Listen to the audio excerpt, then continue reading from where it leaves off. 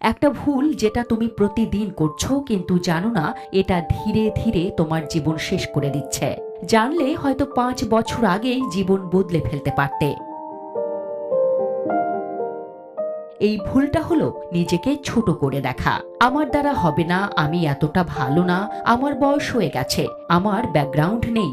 এই কথাগুলো প্রতিদিন তুমি নিজেকে বোঝাও এবং এই নেগেটিভ সেলফ টক ধীরে ধীরে তোমার আত্মবিশ্বাস, সম্ভাবনা সব শেষ করে দেয়। এভাবে চিন্তা করতে করতে তুমি নিজের জীবনের সবচেয়ে গুরুত্বপূর্ণ সিদ্ধান্তগুলো অন্যের হাতে ছেড়ে দাও। তুমি চেষ্টা করো না, সুযোগ নাও না, নিজেকে আপগ্রেড করো না। ধীরে ধীরে তুমি হয়ে যাও এক অপ্রয়োজনীয় মানুষ, কারো কাছে নয়, নিজের কাছেই। ভয়ঙ্কর ব্যাপার হলো তুমি সেটা টেরও পাও না। ভুলটা শুধরে ফেলতে চাইলে প্রথমেই দরকার নিজের প্রতি সচেতনতা।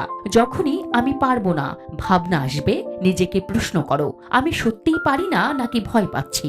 ধীরে ধীরে নিজের চিন্তাগুলোকে রিরাইট করো। আমি যথেষ্ট না কে বদলে দাও, আমি শিখে নিচ্ছি দিয়ে। এটি তোমার ব্রেইনকে নতুন কমান্ড দেবে।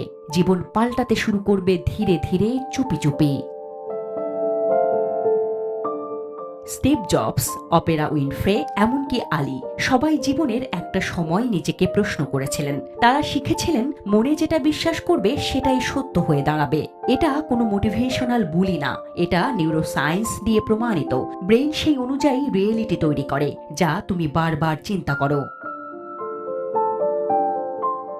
তুমি এখনো দেরি করনি। আজ যদি নিজের কাছে সত্যি বলতে পারো, কাল তুমিই নিজের রোল মডেল হতে পারো।